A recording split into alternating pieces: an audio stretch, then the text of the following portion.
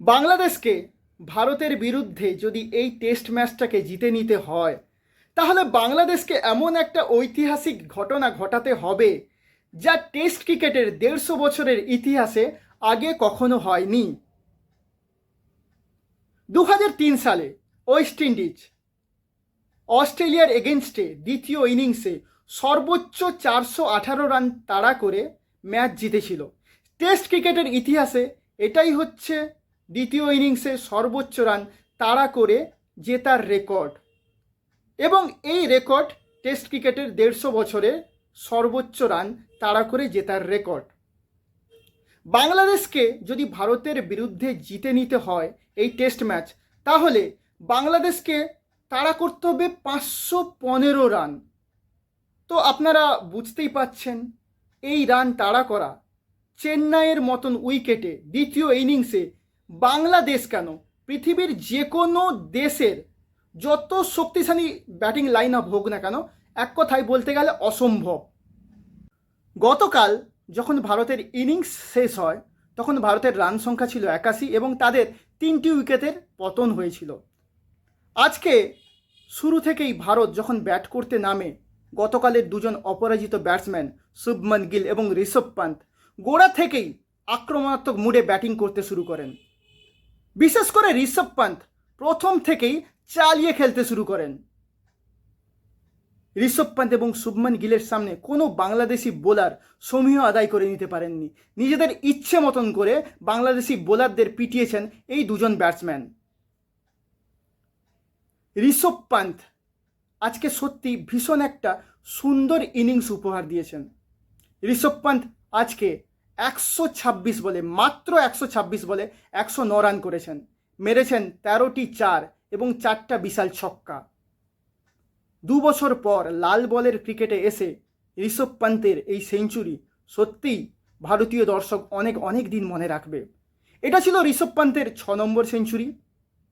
ঋষভ পান্তের হয়তো সেঞ্চুরিটা হতো না যদি সাকিব আল হাসানের বলে ঋষভ পান্তের তোলা ক্যাচটি শান্ত না ফেলতেন। এই ক্যাচটি যখন ঋষভ পান্তের পড়ে যায় তখন তিনি ৭২ রানে ব্যাট করছিলেন।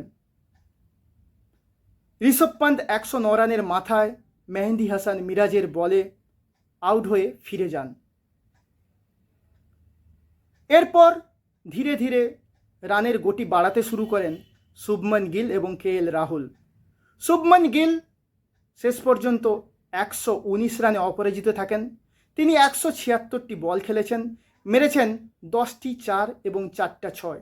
KL রাহুল অপরাজিত থাকেন 22 রানে। ভারত ২৮৭ রানে ইনিংসকে ডিক্লিয়ার করে দেয়। ভারতের টোটাল লিড গিয়ে দাঁড়ায় ৫১৫।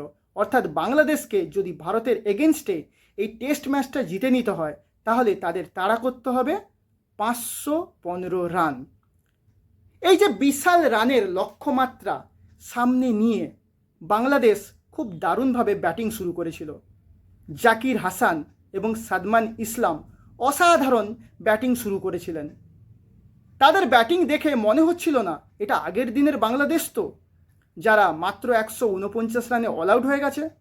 তারা ৭২ রানের একটা ক্রুশিয়াল পার্টনারশিপ গড়েন, কিন্তু ৭২ রানের মাথায় প্রথম ইন্দ্রপতন হয়। জাকির হাসান বুমরার বলে গালিতে ক্যাচ দিয়ে ফিরে যান। তার ব্যক্তিগত রান ছিল ৩৩। অসাধারণ একটা সুন্দর ক্যাচ লুফে নিয়েছেন যশস্বী জয়সওয়াল। এরপর ব্যক্তিগত ৩৫ রানের মাথায় সাদমান ইসলাম আউট হয়ে যান। তিনি আউট হয়ে যান আর অশ্বিনের বলে। এক্ষেত্রেও Shubman Gill short mid wicket একটা অসাধারণ ক্যাচ ধরেন। মামিনুল ইসলাম আর অশ্বিনের একটা অসাধারণ ডেলিভারিতে বোল্ড হয়ে ফিরে যান, তার কিছু করারই ছিল না।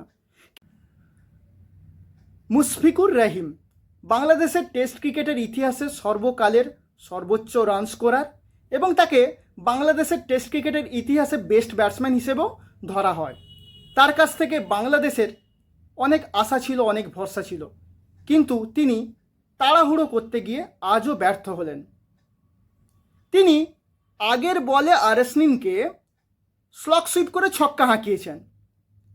তিনি আর একটু ধরে খেলতে পারতেন, ধৈর্য ধরে খেলতে পারতেন না, ঠিক তার পরের বলেই স্টেপ আউট করে মারতে গিয়ে কেএল রাহুলের হাতে ক্যাচ দিয়ে ফিরে গেলেন।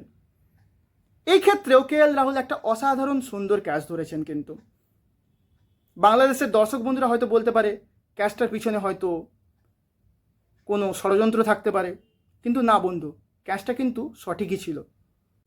আজকে ভারতীয় স্পিন এবং ফাস্ট উভয় ধরনের বোলারদের যে দাপটের সঙ্গে কনফিডেন্টলি সামলেছেন তিনি হলেন বাংলাদেশের অধিনায়ক নাজমুল হোসেন শান্ত, যাকে আমরা লর্ড শান্ত হিসাবে চিনি। এই লর্ড শান্ত বাংলাদেশের 3 ধরনের ক্রিকেট ফরম্যাটে অধিনায়কত্ব পাওয়ার পর এটাই হলো তার প্রথম টেস্ট হাফ সেঞ্চুরি। লাস্ট 10টা টেস্টে তিনি কিন্তু হাফ সেঞ্চুরি করতে পারেননি, অর্থাৎ বোঝা যাচ্ছে এই লর্ড শান্ত ধীরে ধীরে ফর্মে ফিরছে। এটা বাংলাদেশের পক্ষে খুব গুড নিউজ, কারণ অধিনায়ককে সবসময়ের জন্য সামনে থেকে বাকি অন্যান্য ক্রিকেটারদের উদ্বুদ্ধ করতে হয়, তাই অধিনায়ককে ফর্মে থাকা খুবই জরুরি। আশা করছি লর্ড শান্ত কালকে তার সেঞ্চুরিটা পূরণ করে নেবেন। এখন তিনি 60 বলে 51 রান করে অপরাজিত রয়েছেন। এই লর্ড শান্তকে দেখে পিছে থাকা ব্যাটসম্যান সাকিব আল হাসান আশা করি উদ্বুদ্ধ হবেন।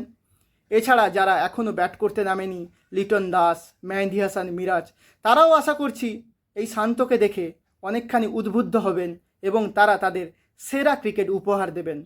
বাংলাদেশ যদি অন্তত 515 রান তো করতেই পারবে না, যদি কমপক্ষে 350 বা 400 রানও করতে পারে, তাহলে নেক্সট টেস্ট ম্যাচের জন্য তারা একটা কনফিডেন্স অর্জন করতে পারবে। মেন্টালি অনেকখানি তারা স্যাটিসফাই হয়ে পরের টেস্ট ম্যাচে নামতে পারবে বলে আমি আশা করছি। আজকের দিনের পিক আপ দ্য বোলার ছিলেন আর আসনিন। তিনি তিনটি বাংলাদেশি মহামূল্যবান উইকেট তুলে নিয়েছেন। তিনি প্রথম ইনিংসে উইকেট লেস ছিলেন, কিন্তু এই ইনিংসে তিনি অসাধারণ বোলিং করেছেন। কালকে কি হতে চলেছে? বাংলাদেশ কি অন্তত 350-400 রান করতে পারবে? বাংলাদেশ কি ভারতের বিরুদ্ধে প্রতিরোধ গড়ে তুলতে পারবে? বাংলাদেশ কি আরেকটা নতুন ইতিহাস রচনা করবে? নাকি বাংলাদেশ ভারতের বিরুদ্ধে কোনো রকম প্রতিরোধ গড়তেই পারবে না? সেটা আগামীকালই বোঝা যাবে। আমাদের আজকের এই ভিডিওটি যদি আপনাদের ভালো লেগে থাকে তাহলে দর্শক বন্ধু কাইন্ডলি আমাদের চ্যানেলটিকে সাবস্ক্রাইব করে দেবেন, আমাদের পাশে থাকবেন, ভিডিওতে লাইক করবেন, কমেন্ট করবেন এবং আমাদের এই ভিডিওটি আপনারা কাইন্ডলি শেয়ার করে দেবেন। আবারও বাংলাদেশি দর্শক বন্ধু এবং ইন্ডিয়ার যত সমস্ত দর্শক বন্ধু আছে প্রত্যেককেই আমি আমার তরফ থেকে শুভকামনা জানাই। ভালো থাকবেন, সুস্থ থাকবেন।